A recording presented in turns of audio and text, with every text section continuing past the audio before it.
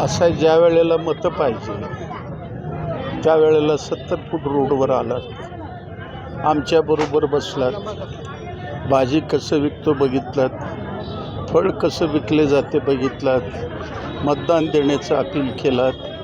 40 वर्ष झालेले तिथं आम्ही बघतो आहे. 40 वर्षापासून चिप्पा मार्केटमध्ये 3दा लोक गेले. कोट्यावधी रुपये खर्च महापालिकेने केलं.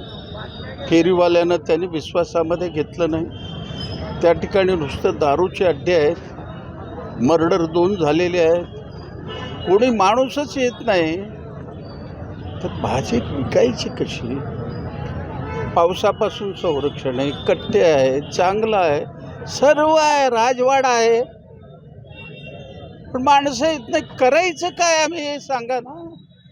नुसतं 70 फूट रोड नाही आहे, नीलमनगरलाही आहे, घोंगडे वस्तीला आहे, विजापूर रोडला आहे, उडगी रोडला आहे, स्टेशनला आहे. एवढं कशाला? लक्ष्मी मार्केट घ्या, कस्तुरबा मार्केट घ्या. रस्त्यावर बसत नाही भाजी विक्रेते. केवळ 70 फूट तुम्हाला का जाचू लागलं?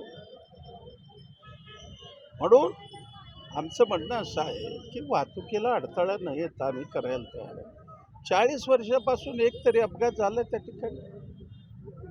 मग कसं काय आमच्यावर ठपका देतात तुम्ही? हा वाहतुकीचा कोळंबा झालाच आहे. तर सणावारीला होत नाही का वाहतुकीचं?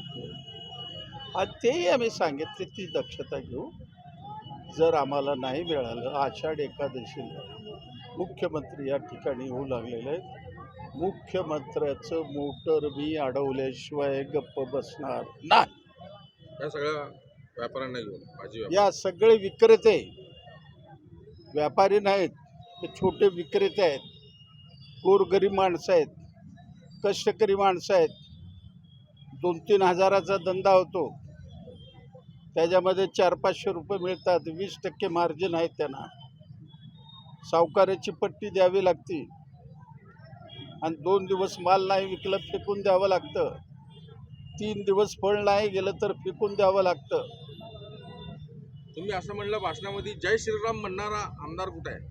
आता जय श्रीराम मांडणारा रवींद्र कोटेशिवाय दुसरा कोण आहे या मतदारसंघात? 70 फूट रोड कोणाच्या अंडर आहे? नाही, त्यांची जबाबदारी आहे, प्रत्येकाची जबाबदारी आहे. नसेल त्यांच्या घरावर जाऊ आम्ही.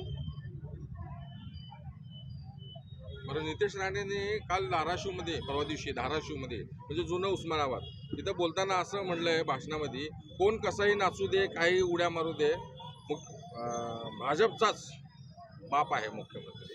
तसा फार छोटा माणूस आहे. कोण? देशाचं ते निलेश राणे आहे. नितेश छोटा माणूस आहे, अजून अनुभव नाही. 15-20 वर्षाचं त्यांना अनुभव आहे. एवढं मोठं श्रीमती इंदिरा गांधी, राजीव गांधींना 400 जागा मिळाल्या असताना त्यांना घरी बसवलं. जनतेपुढं कोणी नाही.